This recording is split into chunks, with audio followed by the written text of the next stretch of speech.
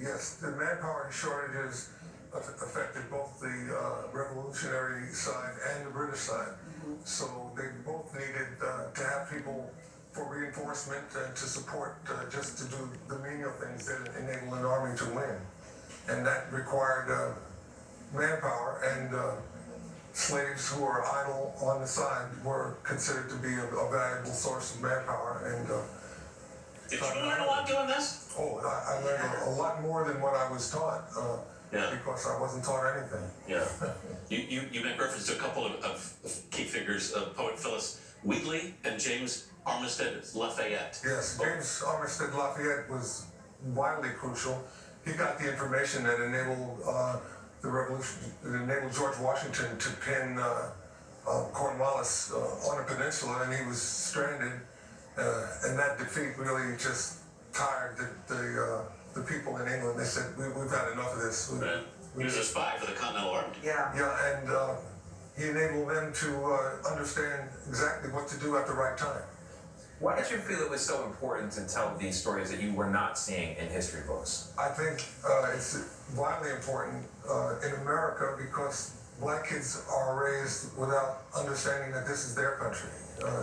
They think this country was established for people other than them, and that they are seen as marginal and of no use. And, certainly marginalized and minimized. That's why I think this is so important. I like how you start the documentary. It says, "A life is not important except for the impact it has on other lives." When I heard that line, it certainly made me think about Kobe Bryant, who I know was a very good friend of yours, and you knew the family very well. Where does Kobe sit with you? How important was he to you? I think Kobe was very important, especially to his generation. Yes. I mean, he left high school and took a chance on being a professional athlete. Risky. He did it in style, and absolutely was a figurehead for the kids in his generation who are adults now. And just the fact that it's such a senseless loss. That didn't need to happen. And yes. I think that's the worst part of it. For me, I remember Gianna, I used to play peekaboo with her. And you played peekaboo with Gianna? Yeah, she was 5 or 6 years old. You know, I was coaching. You know, I'd see her all the time. Yeah. That's how it affected me. And you played against Kobe's dad, right? Yeah, Jelly and I used to go at it. You know, in the very old days.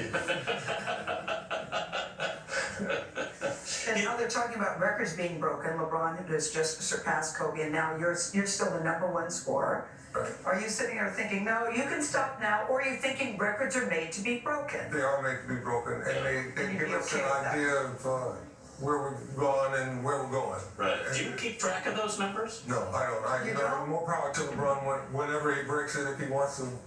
Because he could be someplace counting his money. Yeah. He's got a lot to count, right? Yeah. So he could be doing that, but he's doing great things. Yes. And I just want him to keep doing it. Yeah. Do you believe he will break it?